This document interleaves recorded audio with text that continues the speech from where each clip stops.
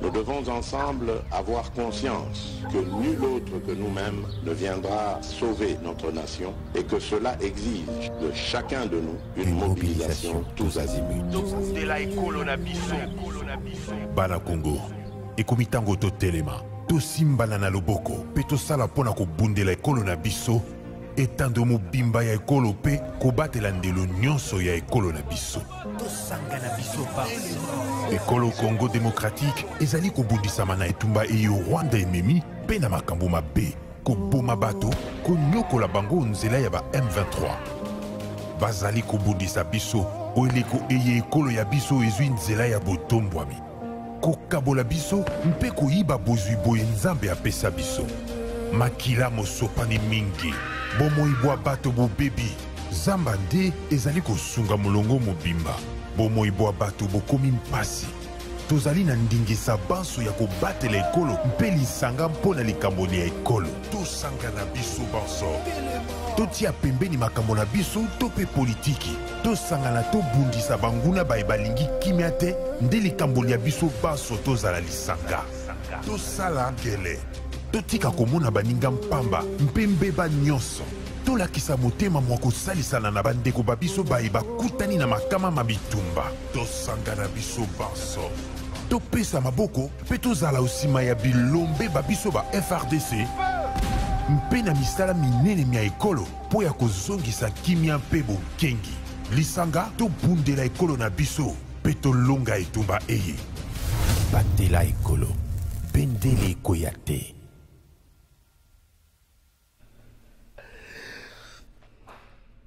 Merci Mbote na bino nyonso esika bozali Congolais ya motema malamu, Congolais ya motema mabe, topesi bino Mbote. Mardi 7 février 2023, to rappelé yango République démocratique du Congo, héritage ya famille Tshisekedi te, ya famille Kabila te, ya famille Katumbi te, ya famille Bemba te, ya famille Muzito te, ya famille Fayulu te, ya famille te, République démocratique du Congo, héritage ya ba Congolais nyonso. Bato ba okamba bokanisaka te na bino bato bozo kamba te ke République démocratique du Congo za héritage na bango te. Tamso bozo ko kanisa République démocratique du Congo za héritage ya famille Mobutu te za bongo te. Za héritage ya famille Kabila, za héritage ya famille Tshisekedi, ya famille Bemba te. Mboka oyo mboka ya bino nyonso ba Congolais. Alors loko za mboka ya bino nyonso ba Congolais, bokanisa nini ya malambo ko pesa pona Congo, eloko ni ya malonga ko sala pona Congo po ete totombola kita ya mboka ngo. Mboko oyo ndenge Saint-Père alobaki yango, mboko ya lokola wolo. Metala kanisa koza na wolo mozolela nzala, kanisa koza na wolo ozozanga ya kolia, kanisa koza na wolo ozozanga ya kolata. Qui a de l'or avec lui, a oui kozanga biloko ya. Alors il faut que ba valeur ya wolo za na ngo ndenge moko te ba valeur ya mboka na biso ba Congolais to ki valeur na ngote jamais alors jamais to ko ba ko battre ngo jamais to ko ba kanisa malamu po na yango. Manifestation c'est la maki lobby na Nord Kivu précisément la Goma et c'est que la population a manifesté contre le homme 23 mais aussi a manifesté contre la force régionale oyo population zomona ke bazo bunata senga na bango bakende na sika bitumbe ali général Constant Dima gouverneur militaire ya Nord Kivu ayi ko sona na bango senga na bango bafungola balabala mais population pas le bien akolembaté ako continuer kino ko mona te force régionale akolongwa na basika za kampone po etakende ko bundisa banguna boye ba ete makambo de suite ya makambo chef d'état et ça l'a mis quelques heures après que le chef d'état ko rappeler na commandant ya opération ya force régionale que mission na bino ezali ya ko privilégier to ko faciliter ba M23 d'aller plutôt ko bundisa bango population le bien lembi comme on a bato na ba ya lokola ba spectateur azo préférer mona bango na champ de bataille. La manifestation à lobby, il y a eu 2 morts dans la ville de Goma, gouvernement congolais, à travers le ministre de la communication, Patrick Mouya, on a briefing Moko Salamaki Mokolo, à lobby lundi, le gouvernement congolais a condamné la manifestation au MMI. C'est pour ça qu'on rassure que le peuple est libre de manifester, mais to éviter que mema na perte en vies humaines na kaka na même préfet ngwana ministre Patrick Mouya ministre de la communication et médias na ebité Francis photo moko ministre de la communication et médias ezakune pas na yote ministre Patrick Mouya ya asile ko pesa makanisi ya gouvernement congolais na etal le 123 lobby gouvernement oui ko négocier na 123 kaka soki ba condition oyo esengamaki na sommet à Luanda ezali rempli na sommet à Luanda balobaka ndakisa ba rebelle batika ba localité to pe bisika nyoso bango bazonga na ba position initiale na bango bazonga na ba position initiale na bango nde bongo gouvernement congolais akoki ko négocier mais soki bazongi na ba position initiale gouvernement congolais monaka tina ya kovanda na table moko te pour le gouvernement congolais soki na position initiale akotuna esiko olingi nini mais lokola zongi na position initiale na été gouvernement congolais a monité le loko nini oyo ye akoki kosolola na ye nazo tunda na batu bako kamba Kinshasa awa papa kei mbula pe fungwami awa papa kei mbula pe fungwami tango papa zalaki mbula ezalaki okangama mbula yaki na difficulté bokomona likolo yindi me mbula eleki awa siko papa kei mbula efungwami batu bozo kamba Kinshasa. Merci na yo vice-gouverneur Jekoko Mulumba olongoli morgue na yo ezalaki na balabala olongoli yango omoni lolenge oyo olongoli yango na kobuka te tomoni loko moko te kokwisa ba mur te kende pe koluka batu oyo batonga na balabala osola na bango boya pe na kimia balongola biloko na bango lokola station moko etongama na bypass entre ya Lemba Super to Lemba Super na Lemba Terminus station moko etongama na ekanga entre ya batu ekanga entre ya parcelle ya batu na bandaka likamata wana ne banene batango bakasi banganzama babota misisa bato musée Kabila tunaka qui t'a fait Dieu luka pe ko ndoko yebisa na batu wana awa na Gombe za na bisika belé tongama babusha bakaniveau merci na ona neko kenya ko buka sika o ya ambiance ya bana kini merci na yo pote o permettre à ce que maye couler kalamu mikolo bonsoir ya stade Tata Raphaël avenue du stade avenue au chômeur o leka normalement merci na yo na encourage mais kende pe ko nuka kende na météo na biki bato bazo banga ndenge na zolo baboye kende na météo to ba ko position mbula te position climat te ba météo to na bandako mais ko suka kaka wana te bo sa ba démarche bo sanctionner bato ba pesa ka bato wana mikanda ya coexister.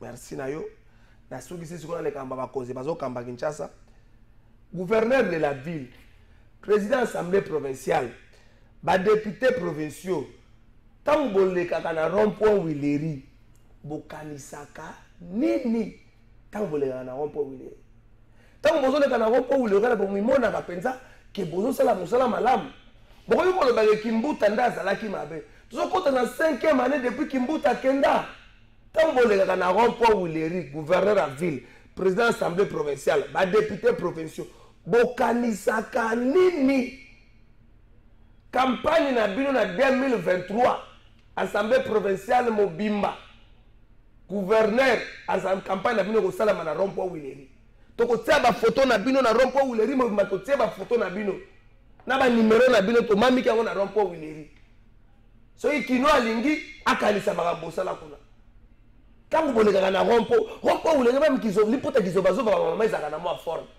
eloko nini oya mabeba kinwa basa ata bayinaka baninga to ba conséquences za boyina peuple kinwa ata bazalaka okanga motema boyango ta rond-point Wileri nenge bolekaka vous êtes fiers de la ville rond-point Wileri bato bazaka voir Kinshasa et puis mourir tango bazaki na mboka kuna na basa kusukuna na bakatala na balumwe banini tango ayena Kinshasa côté na rond-point Wileri mamituni na mboka ngo bato bazobika baza malamu ta akomitu est-ce que bato nde baza normal tonga na normalité ndenge boleka na rond-point le président assemblée provinciale gouverneur de la ville ba député provinciaux lobi ba député provinciaux bakenda ko bunda likola ba 8 mois impayé na primature bakenda ko na premier ministre ya mbaki bango akasure bango ke bango na bazo bunda ba député provinciaux bazo beta bibotu likola mbongo na bango 8 mois impayé et vous êtes fiers 8 mois impayé boko ko bunda bon c'est vrai je condamne l'acte qui a été posé bien avant, c'est une information comme Elingaï. Il y a mon téléphone qui filmé, bango, basengi de, à supprimer ma image, c'est moi débat et puis ma co-financière. Mais le comportement est la brutalité. Et il y a aussi ce même comportement pour résoudre le problème de la population. Vous avez un comportement brutal pour vos intérêts égoïstes. Bah, député à Kinshasa, Rompo Wileri, campagne la binu ko salema wana. Popo kansa ke mutatinda kangate honorable Mike Mukebai, campagne ne ko salama na Rompo Wileri. Popo no za so na yugo bite Mukebai mutatinda kana honorable Mike Mukebai, campagne ne ko salama na Rompo Wileri. Siko yo oyo kansa ke honorable Mike Mukebai tinda. Tangu na ko tanga kombo no ke na parke. Campagne ne ko salama na Rompo Wileri. Campagne na bino nyonso ba elia Kinshasa, personne ne serait échappé. Campagne na bino na Rompo Wileri. Vous êtes 48 et les 4 optés des chefs coutumiers. Même les chefs coutumiers, faites attention, n'a pas peur de vous. Campagne n'a pas Rompo Wileri. Parce que vous avez pris le. Comment est-ce qu'un chef coutumier peut céder sa terre? Comment un chef coutumier peut céder sa terre? Vous êtes content. Les 4 chefs coutumiers cooptés là, vous êtes content. T'as la député nationaux, vous pouvez calmement. Rentrer parlementaire dans les 15 mars, vous dites que Bisso. Masse qui n'a pas de session extraordinaire pour la question de... Pendant que vous avez eu une session ordinaire, qu'est-ce que vous avez fait pour l'Est? Qu'est-ce que vous avez fait pour les militaires? Parce que moi, pendant que ça tire là-bas, il nous faut une session ordinaire. Pour faire quoi? Pour faire quoi? Oh, déjà, vous avez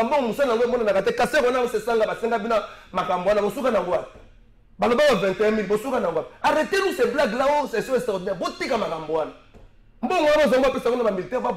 Pendant que vous touchez les 21 000, un général de l'armée congolaise ne touche même pas 400 $. Et vous nous faites des aventures, c'est extraordinaire. Pour faire quoi? Les députés, pour faire quoi? Ministre des Finances, bloquez Bangombongo. Là, je soutiens le ministre des Finances, bloquez Bangombongo.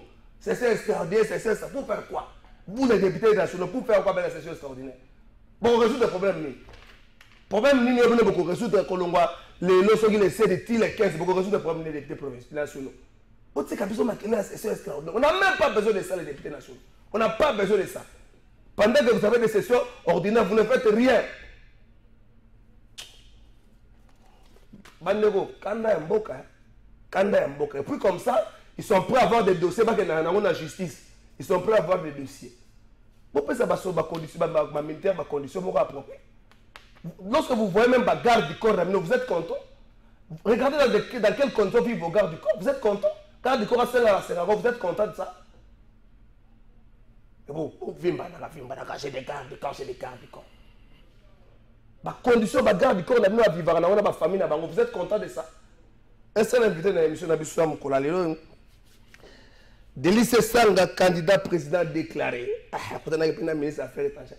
Yango Bino, pas Belgique plutôt Salabino, Nini, la zone de la Pébino, pas politicien congolais, ministre des Affaires étrangères belge. Donc, le tournoi dans la Bisso, à la Belgique, à la France par exemple, à la candidat président, le tournoi dans la Bisso. Namalo, ma belle secondaire, nous avons ça, nous avons ça, c'est paiement. Le tournoi dans la Bisso, mais la secondaire, nous avons ça, c'est paiement. Pourquoi nous avons ça, les Bino Pay? Pourquoi nous avons ça, les Rotés, la pression? Mbote ndeko kala na pesa ba congolais mbote na to sabango congolais ba kolanda biso ba ite bipai bali mbote na bino mbote ndeko kala fai merci pour l'invitation baninga ba moko na mutuna to kende ko sala nini mais il y a liboso il faut otika na diabolisation parce que ministre des Affaires étrangères belge a Monica ba opposante a moni président de la République na musala na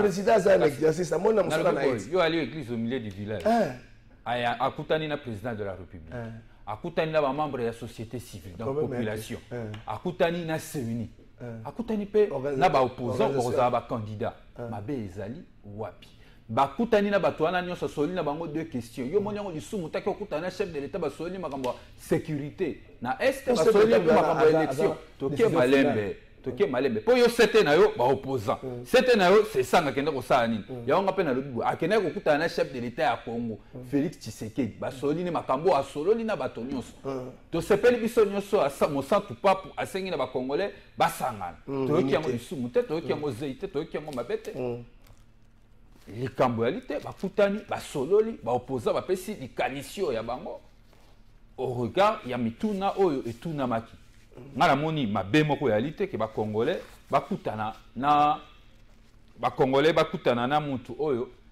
a pusani pembeni na bango po ayeba makambo nini mikoleka na mboka. Namoni mabe moko ipa ezali te parce que déjà kutani non na chef de l'état sikoyo ba opposa ba oboyo kutana na po ani po ba sola na ba éclaircir exactement la situation ndenge nzo tambwa na mboka soki ezali na mutu fo bamba libanga a Félix Tshisekedi wa kenda obetani makambo ya sécurité na makambo ya élection sikawa tika ngana sala pe dénonciation na ebandelia wa ndeko Kalafai oyebike na yaki awa na eleko nakanisi tangu mbulo ebetaka na butu ya le 13 na le 14 na kitara na quartier Lubudi quartier daki victime ya ba inondation ba perdaki bandaku ba kufaki et tout ça na dénonçaki na ba ki bambula makasi zoya gouvernement zo sala le côté na ngongo na zo ebiso mbula suka buti obeta obetaki lobi o ebetaki avant-hier na ebisio somo lisusu na quartier Lubudi na Bandal somo ndeko Kalafai na ebisio bandako dindi lisusu ya kosakana te. Mais ce qu'on a évité, nous avons mis tout dans mikolo nyonso. Ba autorité ya mboka oyo. Ba alinde ba autorité kunde bembe to bazali wana pona ko gérer quotidien ya mboka. Autorité kunde bembe kwa. Mais oui, ba ya ba zela bembe kufa. Au moins so bembe kufi ebele 50.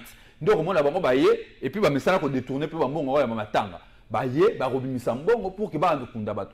Or c'est à ce moment qu'il faut prendre des mesures d'encadrement à la population ou en accompagnement. La population ainsi qu'elle était dans le même endroit, dans le même lieu, risque que Batoba Koufali sous ses alliés. Et le gouvernement le sait. Il n'y a pas si na Bandalungwa, Mouto va prendre député sous membre du gouvernement.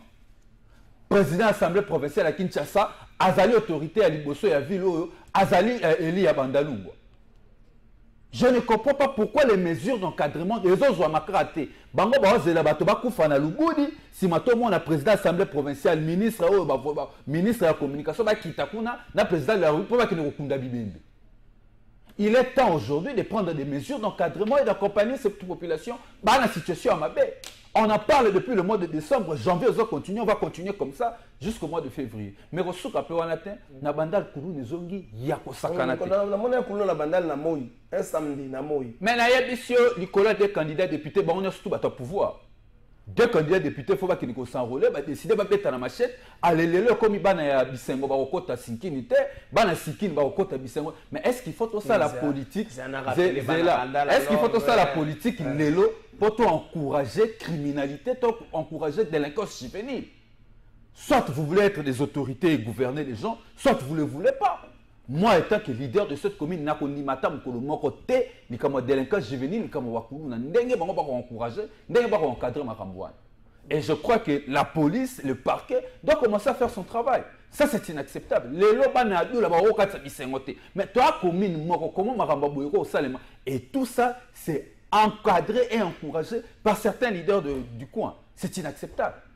Bana bandal batu ba bino bana fier bazo benga bino quartier la terre bana moko et ba benga bino nini bandal séparé bana moko ya fier les gens qui s'occupent plus l'aspect physique na bango yo comme to s'occupe par l'aspect physique chemise à moi bien pantalon à moi bien veste à moi bien okomi na makama machete pono zo landaka politicien mais bato bazo yiba mbongo à l'état ba yo kabolaka ba 10 000 ba 5 000 ba 20 000 allez conséquence bango na bango bato union sacrée ba betana machete. Léon Kengo Adondo, moi nani yo formaka na justice o tokulu que la biso te bati un ministre de justice pour ko kangeza la makasi maman ministre de justice. Mais rozo ka mama wa kibo mama moi mingi Mama rozo ka mama wa kibo mama. Na rappelé que Kengo Adondo akanga Franco. Pour kanga batu wana basala ka badezo ozela nini. Kengo Adondo pour que j'ai dans la kanga Franco. Bon.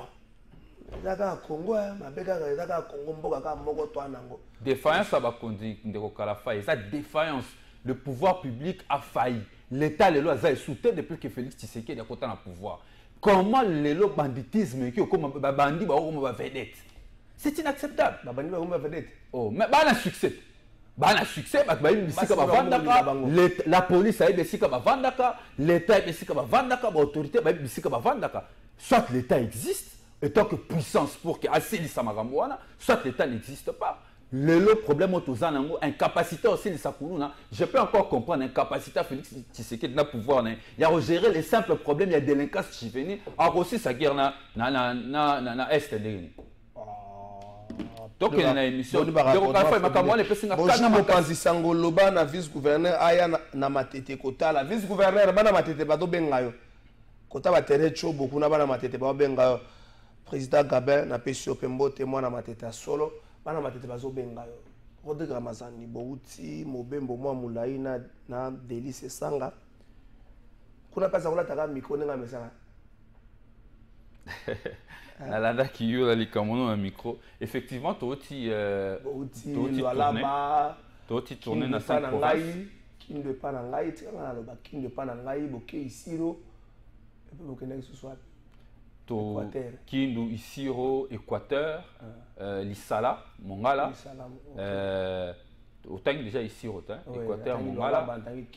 Tous les cas qui sont sous Kindu, Isiro. Kindu, Isiro, Mongala, Lissala, Équateur. Na Maniema. Maniema Kindu. Bon, province, je vais échapper à 5 provinces. Ok, mais tu l'as vu déjà. Merci. Le comportement pas du tout. En fait, c'était quoi déjà l'objectif? C'était voilà. C'est ça qu'on voulait faire voir la communauté nationale et puis la communauté internationale qu'il a un poids politique, qu'il a une population, une partie de la population congolaise où combat na cerveau na ye. Il fallait que tambo la bongo pour comprendre que c'est ça c'est ça nga na mona abeti sur ka botama na lola ba kolwezi botama na lola ba donc c'est un peu angona contrairement par exemple à Noël Tchani a rolo ba candidat président ba tu vas moni na matalité ba tu vas moni na yumbité ba tu vas moni na ninta saka même cette qui coule ça ka makasi na ba réseaux sociaux peut-être c'est ça nga nga longa pe na karkawana ba réseaux sociaux mais quand terrain même vieux mot candidat président mais campagne ça. Même pas objectif ezaki en moté. Je tiens à rappeler que dans le mois d'octobre dernier parti na biso sala qui bureau politique nango na bureau politique wana bato ba cadre ya parti ba décider qu'il fallait inspection et ça les manaba différentes coordinations pour ne pas biso ba coordination za ba province na ba différentes coordinations total ndenge parti za ko se comporter et mission wana et salemaki ordre de M. Bima, inspection, rapport et Mataki, il était quand même important pour le président national et à parti Nabiso, au regard il y a un objectif au bureau politique et fixé qui, notamment sur le plan de vue électoral, il faut qu'on aligne l'élection Zoya en 2023, il faut qu'on aligne 500 candidats comme députés nationaux et puis 600 candidats comme députés provinciaux. C'était quand même des objectifs énormes. Après mission inspection, le président national a estimé qu'il était important pour lui à quitter Moko regard il y a un objectif au fixé qui n'a à palper réalité. Il y a existence effective, il y a partie na terrain et chose qui était faite toi qui peut pouvoir en Kinshasa les 14 selon Kinshasa tabola na province wana surtout Kendaki oya malamu zali était to constater effectivement que parti ezali ko fonctionner comme il se donne à bisikano surtout que la première phase première phase il y a 5 provinces deuxième phase zoya to tambola à peu près 26 provinces. Le président veut s'acquérir de la situation réelle du parti dans le Congo profond. Ici, et parti est allé implanter parce qu'en vol, tout ça, il y a implantation. Au-delà, à l'intérieur, tout ça, et ce qui est bien, en gros, peut-être au Moni, ils allaient plus liés non seulement à l'implantation en parti, mais à la production, il y a des travaux parlementaires et honorables, c'est ça. Ou à l'Assemblée nationale, contre délinquance financière. Bitumbanae il y a réduction en train de vie à l'État. Bitumbanae il y a gestion parcimonieuse, il y a finances publiques à l'État. Population à Yokarango. Nenga Sedara émonument en faveur du peuple wana. Yokarango, cette population est venue d'abord l'écouter, ensuite lui remercier. Missus ba ko mona mutu wango o ya ko bunde la population au-delà de tout privilège à utchaka intérêt à peuple liboso. C'est ça la on a bien comparé Delice Sanga. On peut sur mbote kulotu, oza kulotu nangai. Si on a bien comparé dans le monde musical, À l'international, je prends la partie Afrique, c'est ça que nous avons Dadju. À l'Oka Dadju. Nous avons Loka Yokai. Nous avons Loka Monae. Mais tout le monde sent que même si Solar Bazali, tout le monde sent que Passi Bazali, ça ça mikolo ba singila bali. C'est aussi na monde musical ya Congo za kwa inosbi. Donc soka kei ba tu ba kotonda, mais faut bosser que légende Koffi Olomide Zali, to bosser que JB na balle de match Ali.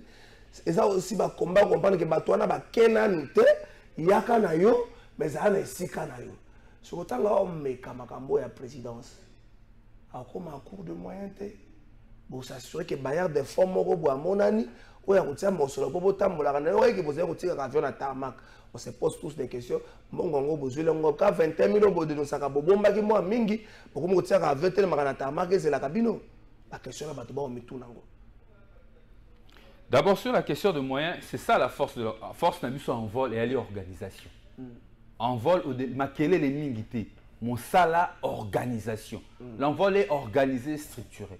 Ba cotisation à ba membre, ba don élègue et yaka. To bonga maki pona makambo nyonso ekoya lelo. Donc pour rassurer ba Congolais que nous avons le moyen de notre politique. Pourquoi imaginer que tous les partis politiques ont un cadre va décider qu'il faut aligner 500 candidats députés dans l'élection 2023. 500 candidats députés nationaux, 600 candidats députés provinciaux. Ça veut dire que nous avons le moyen de notre politique. Tout ça, les déplacements, tout kendaki, tout kokutanana, au regard, il y a pas moyen. 500, 250 femmes, police, la mine foutate. Technique, on appelle ça la sénitorote. La loi électorale, tout ça, moitié à liste, la mine, ça femme, beaucoup foutate. Dans le Bible, ceux qui m'ont dit que il faut que moitié à Bassi, ils ont dit Kambouté, mais surtout le Bible, ils ont engagement, surtout engagement à partir avant même publication à loi électorale. Avant publication à loi électorale, bis aussi tout ça qui position. Comment est-ce que bis photo qu'il y a une élection en 2023? Bon, ça n'a été qu'on voit le qu'on bête ma sola élection depuis 2019. Tout le bas déjà que tu as la force politique autonome. En juillet 2019, le bureau politique de Michel Bosso. Tout le bas que tu as aligné les candidats à niveau nyonso. Tout ça en 2019. Donc, biso makambo ba élection, to banda déjà pour préparer un kala. Et l'envol est prêt pour aller aux élections. Donc, on insiste sur l'élection en 2023. Et honorable Sessanga a se proclamé effectivement candidat président de la République. Makambo yo lobi ba inosbi ba nini nga na ebité. Le plus important les pour na biso. Ezali que honorable Sessanga Motorobo il a été qu'il a tous les atouts pour être candidat président de la République valable et des deux pour un très bon dirigeant pour ce pays. Motorobo yango a été au regard il y a parcours naé. A différent na batumo ebele. Il y a un parcours. C'est-à-dire a différent na batebele mais sous ba quoi l'aura les cheveux dans la soupe classe atanga boyebité. Aisika sala boyebité. Musala sala boyebité. A komi ka isika komi soit candidat soit président. Mais différence lelo ba Congolais ba nango ba na traçabilité. Baye si katangi ke la sinae si kazwa diplôme et si kazwa na diplôme à l'université na misala nyonso sala po na ba privé na po na mboka. Ça veut dire c'est un candidat potable, un candidat oyo mutarobo ya candidature na été. Les débats aujourd'hui biso boy na biso ba débat autour ya bato. Ba débat zala ki kala et même pas mboko na lorote parce que les Congolais généralement de kokala fay ba sangana na ba moment indépendance to sangani. To bunda po na démocratie to sangani. To bunda po Kabila kende to sangani. Et après, les Congolais sangana autour ya batu. Tous en asima Tien Tshisekedi, tous en asima Martin Fayulu, tous en asima Moïse Katumbi, tous en asima Denis Sanga, tous en asima Félix Tshisekedi. Ouaneza ba débat après 3 cycles électoraux, tu constaté que même niveau que l'autre yango biso to na révolution. Révolution na biso to lobi boy. To lobi. To tika ba débat ya événement na ya batu, to tia ba débat ba idée to menu projet ya politique publique. Projet na biso comme on la refondation du Congo. Tu es la refondation ya Congo. Tu es autour ya Mayeli, autour ya Makanisi. Débat est à la débattre, c'est ça contre Félix, c'est ça contre Fayouté. Refondation du Congo. Bon répondre à ngam na bandolo makambwana. Tu répondre na yote biso tozo sala projet na biso. Na biso ke biso makambo to banyo depuis 2019. Yo na ebité sur le baki yango ka. Mais biso depuis 2019 to lo ba déjà makambo. To lobi boy. La refondation du Congo wana to ye nango to ye eza na 5 axes. Axe ya liboso pour na biso to lobi ezali sécurité et indépendance nationale. Sécurité et indépendance nationale parce que pour la biso, sécurité est la priorité. Et ça des urgences. Dans l'état actuel, Félix Tshisekedi a otika mboka sécurité, ça urgence au Sengeli, tout ça l'ambango, tout baxi indépendance parce que notre intégrité du territoire aujourd'hui est menacée. Le Congo est dans l'antichambre de la balkanisation. Notre intégrité du territoire est menacée. Alors, il faudrait de prime abord que cette sécurité. Il y a mis balai aller emploi de jeunes. Mais d'œuvre belé au Congo, ça l'ango les lois.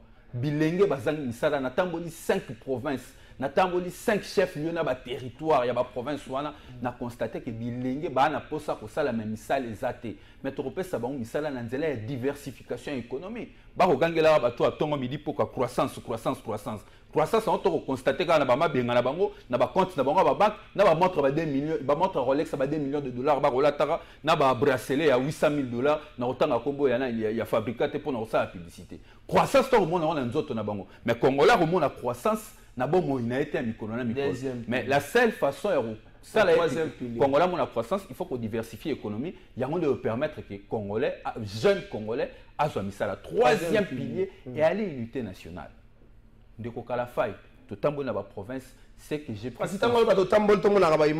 c'est que j'ai constaté les alliés que Congo lelo to kuganga unité na matoya en tout cas Congo est divisé et a divisé na bisika mibale il y a liboso tribalisme matima casse ah ça n'a raison parce que ça doit vivre en ba congolais ba savez mais comment ordonnance nommer 12 personnes auto monde a 8 ba oti na kwa moko ya république c'est pas pour stigmatiser une province contre les autres na koluba pour que batba mon na ba discours sur chef de l'état moral ba machia mumen et frappant dans la province ici quand tout le monde outi batbazo kolobango président Nazaya bisota président batoma chamoumen c'est dangereux pour un état mais au-delà de ça sur les aspects économiques même Mboka lelo est divisé on peut imaginer la province roi Otouele il se sent plus proche ya Kampala que Kinshasa pour la bango Kinshasa ba bossa na babi Kinshasa biso tout équipara biso te pour ba bossa na biso to se sentara bien na bato Kampala parce que tout ça la ba transaction ba produit manufacturé na bango mingi utara wapi Kampala, milik, soukali, farine, produit à première nécessité, bakisi ya komela, s'approvisionnera kuna et ils sont plus rattachés à Kampala. Donc c'est une façon déjà dans leur mental, dans l'esprit na bango, ba dit que ba ko Kampala na moindre coût que ba ya Kinshasa. Pour ya Kinshasa on dépenser mbongo belé, mais pour que ne Kampala on dépenser mbongo mukie. Vous imaginez, yango tolobi boy, il faut combattre le tribalisme à solo, mais il faut mettre des infrastructures d'intégration. Infrastructure au Sangisamboka, il faut que ça la banzele Sangisamboka pour que faciliter l'échange. De quoi zana Goma, sera ça la kiti, à ça la kambetu, a du motuka na ya na motina Lubumbashi pe ateki, a ju ango pa a continue ni Ituri ya teki, alongo Ituri ya zongi otuele ateki, ainsi de suite et au faciliter intégration na kati na biso. Quatrième point au biso toko bete la c'était ezali réhabilitation, il y a sens, il y a intérêt général. Na sens, il y a bien commun. Kalafaï, mbora million ba yibaka, mbongo l'État 57 millions ba bakoli. Muta occupé bango azate. Mbongo faut tonga école bango ba lié. Mbongo faut sala musala il y a l'État bango ba ziango ba lié ango sans loi rectificatif, il y a budget traçabilité nango zate na reddition des comptes. Bazu ba mbongo ba tina ba poche, baso ba montre ba $2 millions. Ça, c'est bien commun et bunga. Bato bakotambo là-bas marché, bakotumba transco, bakopanzabilo va bien commun. On a perdu même ces valeurs-là. Il faut réhabiliter ces valeurs. Et puis, ça, estimer qu'il faut que ça, c'est intérêt commun. Ça, c'est intérêt général. Ça, c'est bien commun.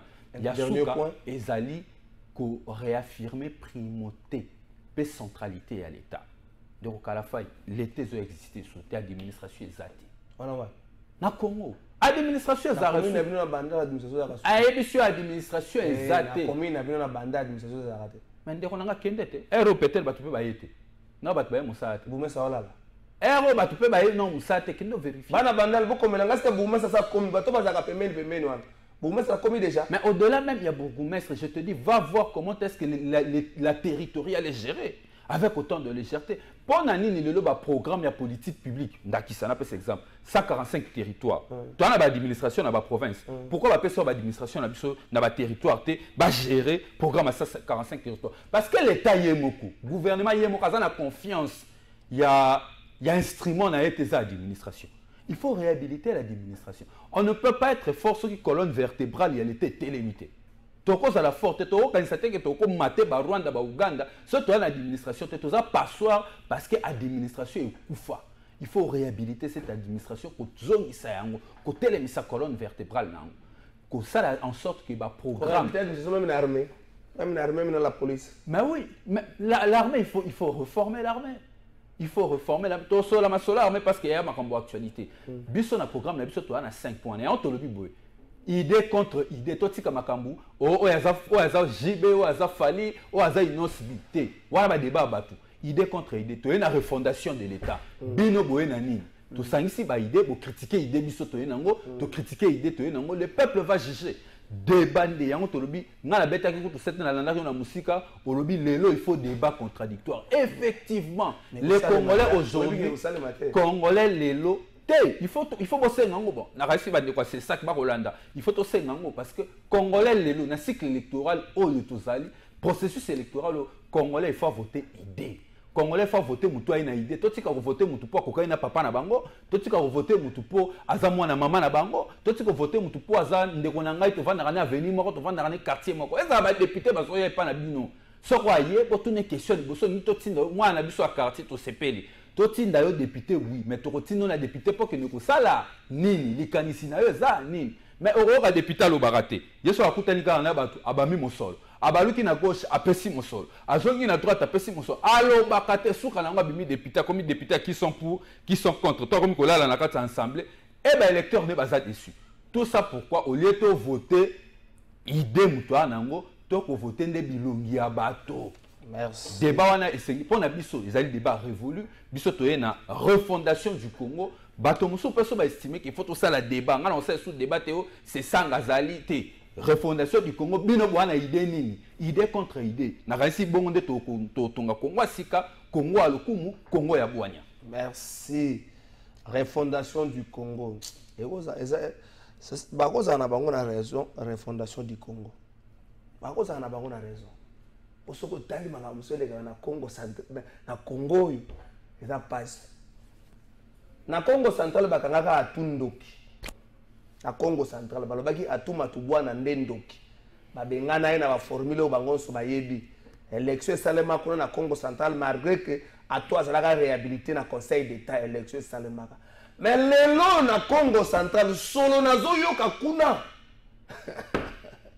tala taona nalo ba makamba mamimia ba mbuta nyoso babenga ngai ba ikize même mama na ngapo bebisanga na tika na kobebisa lokuma province na tika mama na nga zali mutu ngombe dima na odiki nazo pesa mama na nga za mutu ngombe dima donc mutu ko intimider na Congo central ate mama na nga za mutu ngombe dima na nga nalo ba makamba mamimia bo utiliser ba loko na ngai bota na nga pona tika na tika mais solo nazo yoka na Congo central solo ezakuna na gouvernorat solo mabe naza déjà na ba élément naza na nenge na kokote na Congo central boko yeba te na ko ya lobby botala bo vérifier na biko boko luka ngai lobby naza na Congo central tango na ko zonga émission ya vendredi na ko loba makambo yosalama na Congo central ça va barder d'ici là na c'est déjà moto et c'est peli ça va barder est-ce que on est à tout à tous la guine na Congo central lelo sont les autres ça makuna na koloba bosa na bino kimé na Congo central je vais parler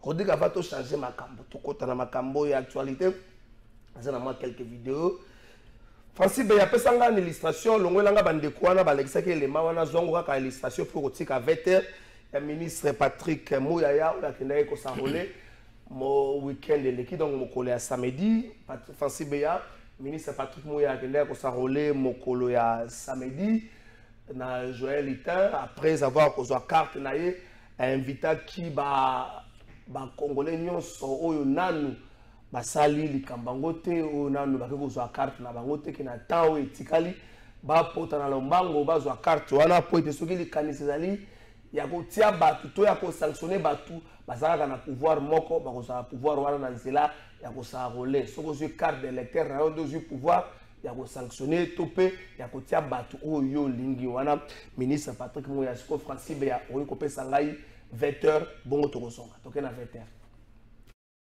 Sensibilisation oyo bandeko ya les amis de Patrick Mouyaya na bandeko ya Palou basalaki na likambo etali enrôlement Funa Mobimba talati na yemoko le Mbappé ya ba Warrior azala ti Patrick Mouyaya ministre ya communication et médias bakisela ka porte-parole ya gouvernement pendenge na ebo elakisi ke na pesi lisusu signal mosusu pona ba structure d'appui au travakana bango faut continuer enrôlement tito pour s'assurer que kinoa nyonso mwana Funa nyonso azui carte na ye pe le moment venu à rotelema toroyebisa ye nani a voter na présidentielle élection ekozala malgré ba kokoso nyonso tozana ngo na est malgré ba problème nyonso tozana ngo na mboka kasi élection pour na biso gouvernement c'est un engagement qu'on a pris.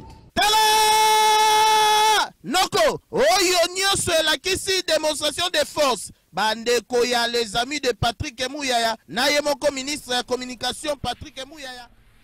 Merci Francis Ados Ndombasi mwana Funa Ados Ndombasi na pesi yomboto Ados Ndombasi ozande ko na ngai Ados Ndombasi ozande ko na ngai na pesi yomboto ozande ko na ngai bato bamemela ka ba sango ba mema eloko ko bomisanga vérité est-ce que na kokufa lokola Lumumba na ndimité meloko ko bomisanga vérité na kokufa mokolo nzamba ko ndima eloko ko bomisanga vérité Ados Ndombasi kendaki kotala la réhabilitation à quelques avenues na Funa azo sepela na musala zo sala malembe toke na régie facile ya pesa biso elema ba tozonga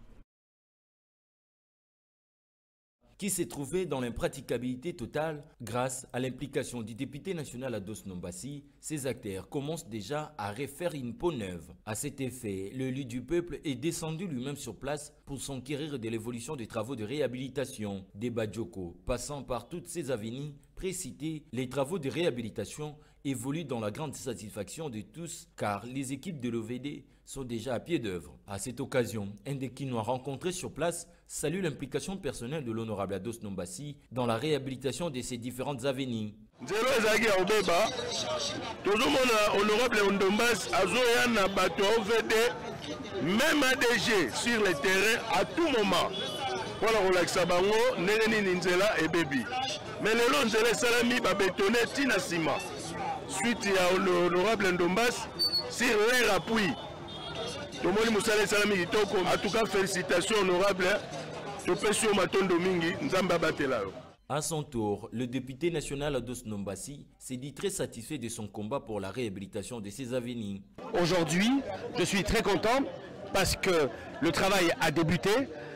L'avenue Badjoko est en pleine réhabilitation, l'avenue Bonga en pleine réhabilitation, ainsi que l'avenue Kelemba. Donc aujourd'hui, je suis très content et je demanderai bien sûr aux habitants de Kalamou de protéger bien sûr ces infrastructures routières. En outre, il a invité les autorités compétentes de prendre à bras le corps la question de la réhabilitation de l'avenue Oshwe et India pour permettre aux habitants de ce coin de la capitale de se déplacer dans toute quiétude. Nous continuons encore à marteler sur les avenues Oshwe qui sont dans un très mauvais état.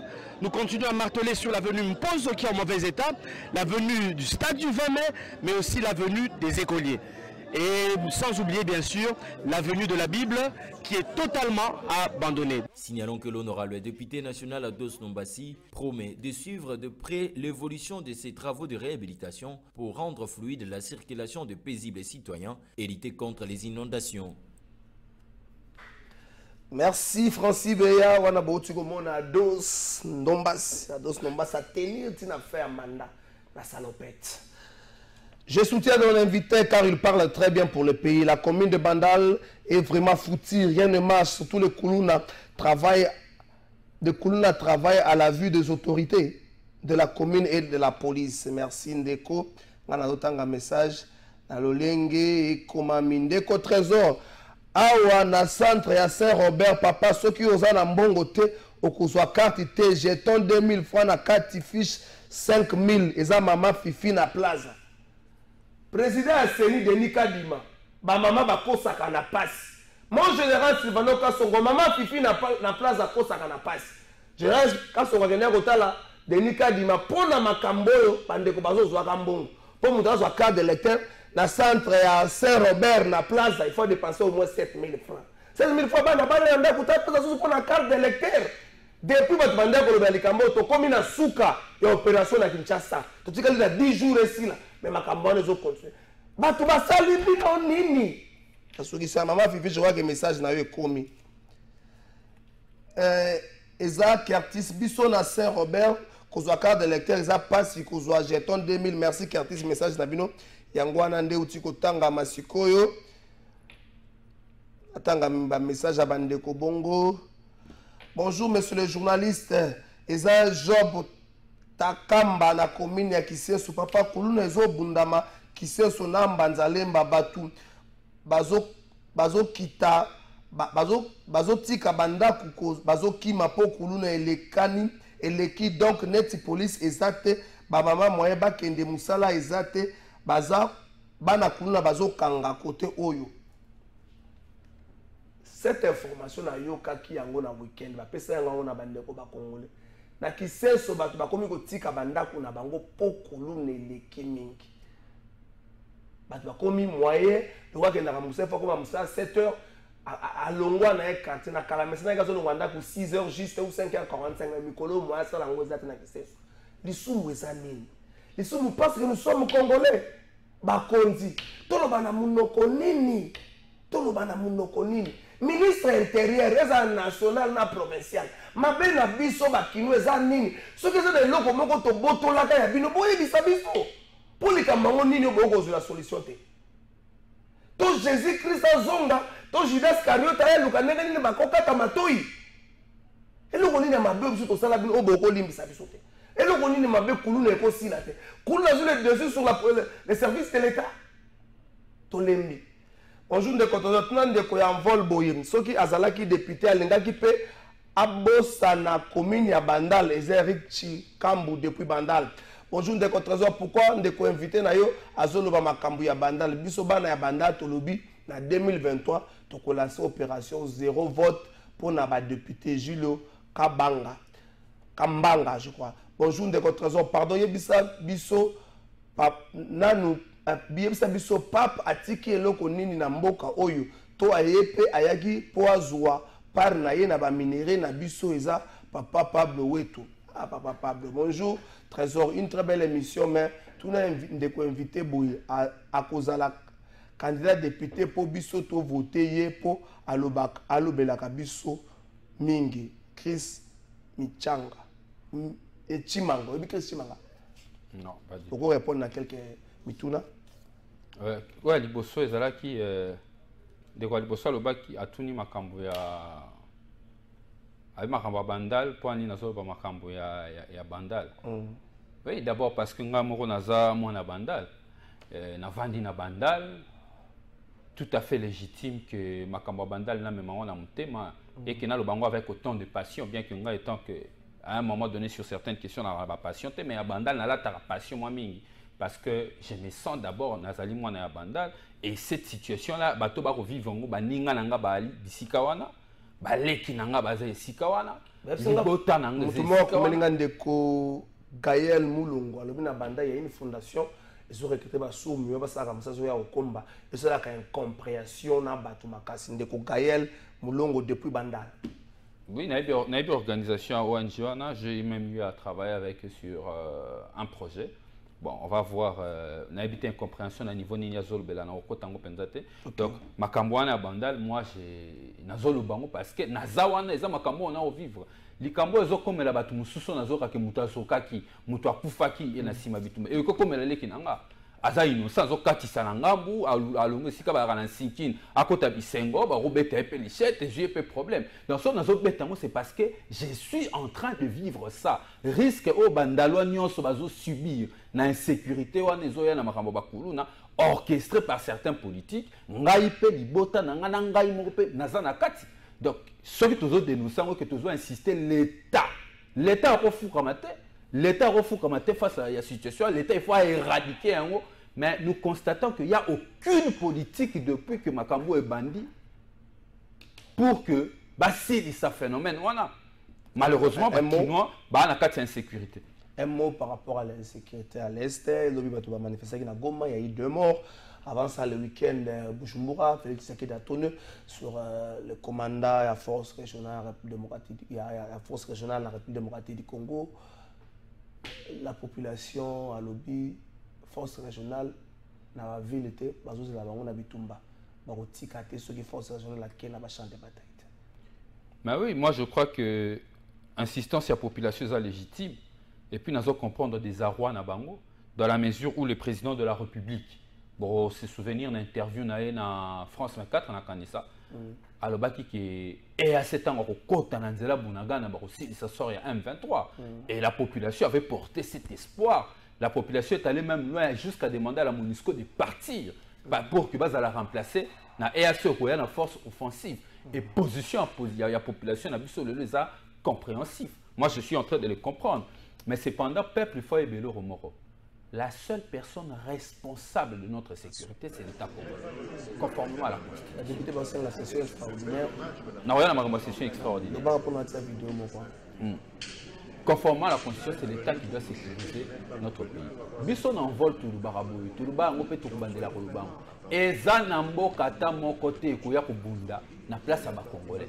Organisons notre armée, reformons notre armée. Le problème de l'armée congolaise est systémique. Fonctionnel. OK? Et opérationnel. Les problèmes se posent à plusieurs niveaux. Par rapport aux informations, il se pose un problème à l'échelon, il y a commandement. Qui commande des opérations sur terrain? Il y a plusieurs problèmes et ça qu'on s'entremêler. Alors, je vais demander aux Congolais, Congolais va comprendre que les problèmes va vivre le lot, il y a les problèmes en gouvernance. Il n'y a aucune politique. Il n'y a aucune politique de la défense et sécurité pour finir cette situation à l'Est. Félix Tshisekedi est en train de tâtonner depuis qu'il a commencé. Il a pris des décisions très risquées qui aujourd'hui risquent de nous amener vers la balkanisation. Et si tu continues dans l'antichambre balkanisation, Congolais d'Afrique, j'encourage. Et j'encourage les Congolais à continuer résistance pour que à ta territoire na biso moko za la CDT armée na biso ay kampiko pour que a éradiquer phénomène wana makambo belé za na armée apparemment que son attente. Les députés baza o bamsusu ba ko senga session moko extraordinaire parce que pour na bango la ville de Goma est menacée, notre sécurité est menacée. Vous pensez qu'il faut toute une session extraordinaire à quelques jours mais avec quel les problèmes, moi je pense qu'au nom de la rationalité c'est légitime. Que l'Assemblée nationale il faut continuer dans la mesure où la situation est stabilité. Mais c'est de quelle Assemblée nationale on parle? On a décidé que le Congo na réalité. Nous parlons de l'Assemblée nationale de l'Union sacrée quand même dirigée par le président Bosso, où les grandes questions d'État sont étouffées, discuter dans ce sont des questions unité, les bénins qui sortent vers la surface. De quelle Assemblée nationale nous parlons? Nous parlons de cette Assemblée nationale. Oh, toi, Nangolelo. Pour la question Congo, on est en moto bêta Ramasso, on dit toi en France, toi en Belgique, toi en Congo. Députés ou en Union sacrée, 300 et quelques. Ce sont ces députés-là que nous allons faire confiance dans la question aussi sérieuse. Ils ont traité toutes les questions avec autant de légèreté. Et voilà dans la situation où nous sommes. Les problèmes que nous avons aujourd'hui, il faut éradiquer cette union sacrée des institutions. C'est un danger public. Merci. Monsieur le journaliste, bonjour monsieur le journaliste, c'est monsieur Martial depuis Brazzaville. Votre invité propose à mon avis une bonne façon de faire les débats politiques. Pas pour les personnalités, mais pour les projets sociaux. Félicitations à lui. Dans la liste, mon alobaki lelo na koloba makamba maman Olive. Alobaki na koloba yango lelo bande ko ba lengi kuna ko benga nzambe téléphone. Na ko changer numéro. À partir de la semaine prochaine. Chers Congolais, rassurez-vous. Je plus de détails dans le dossier wana. Rassurez-vous. Les journalistes évoluent dans un carcan où ils ont la code d'éthique et d'idéologie et puis la principale société. Rassurez-vous, j'ai plus de dossiers, j'ai plus d'éléments dans ces dossiers-là. Rassurez-vous. Dans la liste, je vais bâtir des lignes, Congolais, des députés, depuis bazala élu, va changer d'adresse. Azalaki na lemba komi na GB, azalaki na lingwa la komi na météo, azalaki dans la liste ba députés wana. Bande ko merci na liste wana mais na kotanga ngo na mars. Na kotanga ngo na mars. Cette semaine ndenge na lobaki yango boyebaki na bandaki makambo mama Olive na kosisa nango semaine makambo Congo central na kosisa nango. Total annonce ya candidature ya Délice Sanga Bongo tozonga to clôturer émission na biso. C'est parti na ngambo ya Régie Francis Beya na pesio makasi.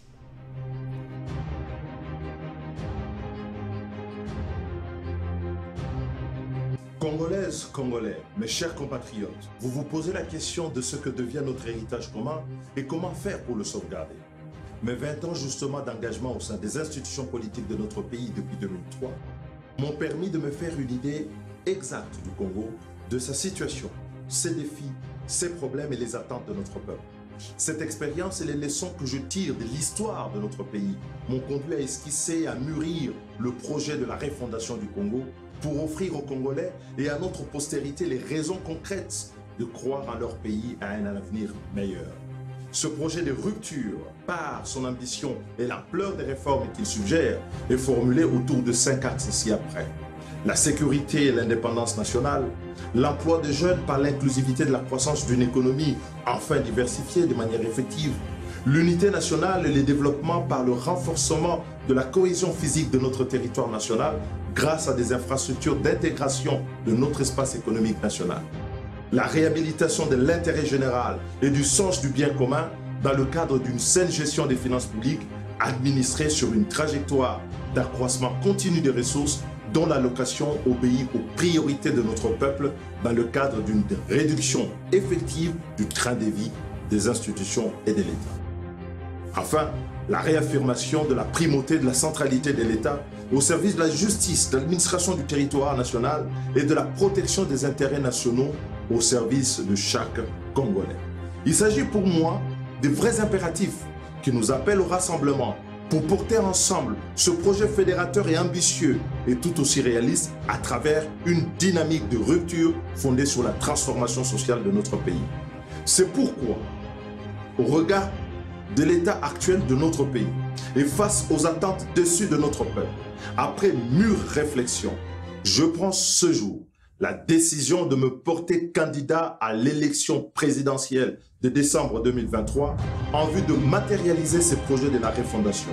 Il s'adresse à nous tous comme un appel pour relever le défi d'un Congo nouveau, un Congo différent de celui que nous subissons encore aujourd'hui, un Congo de nos désirs, un Congo de celui de nos rêves. Je ne me présente pas à vous comme un homme providentiel, encore que ce temps est révolu et les illusions ont disparu.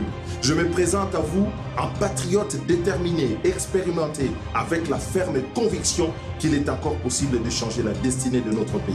Je me présente à vous avec la pleine conscience de notre histoire, notre géographie et les enjeux de notre temps, convaincu que nous sommes un grand peuple capable de sursaut pour restaurer la dignité perdue de notre pays, la force vitale de la nation, dans un élan de travail, de rigueur, d'exigence d'abord sur moi-même et du sens du devoir pour chacun d'entre nous.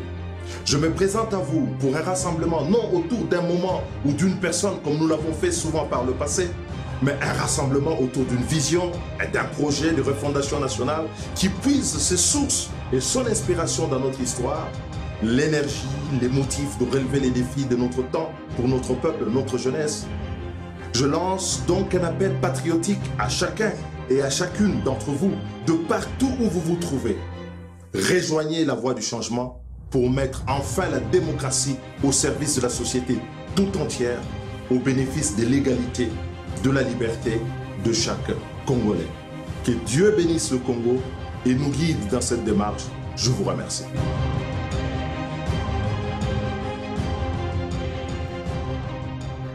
Merci, Délice Sanga. Ah, Délice Sanga, Délice Sanga. Ngambo tango bandaki makambo na bandaka kobanga Délice Sanga. Azaka kobanga makasi na yebike yo zaka mingi na comportement obone na solala na dernière fois kendo osongi sima frère. OK. Osongi sima mais cette fois-ci Délice Sanga OK. Sur le débat d'idées à Congo les pays. Je revu hier ba débat sur Ségolène et plutôt comment garçon Nicolas Sarkozy a sala na la primaire tina la présidence union sur la débat Nicolas Sarkozy na yo qui est na quand sur débat il y a 2007 Nicolas Sarkozy Ségolène Royal na ka étudiant na ifasik tango esili na poka lobi na ngona tongo na ifasik on a besoin sur débat elenga mambo Vital Kamerhe senga pardon yo muto yaka na défense eloko senga peuple pardon Vital Kamerhe senga peuple pardon argumentaire pour boire eloko yo muto yaka nango argumentaire yo muto yaka nango Vital Kamerhe senga peuple pardon Rodrigue Ramazani un mot pour to sous cette émission Cyril Lango un mot moi souka ezali d'abord on a encore remercier ba congolais bipa biso tolekaki na ba 5 provinces na ba territoire bisika bo totambola ki ndenge ba yambaki au candidat biso à parti le désormais candidat président de la République Delis Sanga na ko remercier bango lisusu ndenge ba sepeli na projet to memela ki bango la refondation du Congo na ko yebisa na ba congolais ba ko compter na biso désormais refondation du Congo to tiango liboso comme likanisi po biso souci na biso zali to tonga Congo ya lukumu Congo ya bwanya Congo ya makasi Congo ya pete to anango lelo na ko yoka ba ba ko ba mingi le Congo est un grand pays mais lelo depuis Félix Tshisekedi a pouvoir pour moi le Congo est un gros pays mais très faible donc moi muta monene a monene ma foot etoni na nzoto makasi robeta likofiate to bisiko fondé ko pesa Congo comme Congo ya makasi ezonga un grand pays pour Félix Tshisekedi la commission un gros pays et au regard ya ba erreur union sa gouvernance au pouvoir au basali biso to memeli bino alternative autonomie et la refondation du Congo na ba 5 axes. Merci. Très belle émission. L'invité soulève et fait de bonnes propositions. L'État a besoin des hommes comme ça qui réfléchissent pour la nation. Romain Boé quoi depuis Ipen Ngaliva. Merci Nabino et monsieur ici.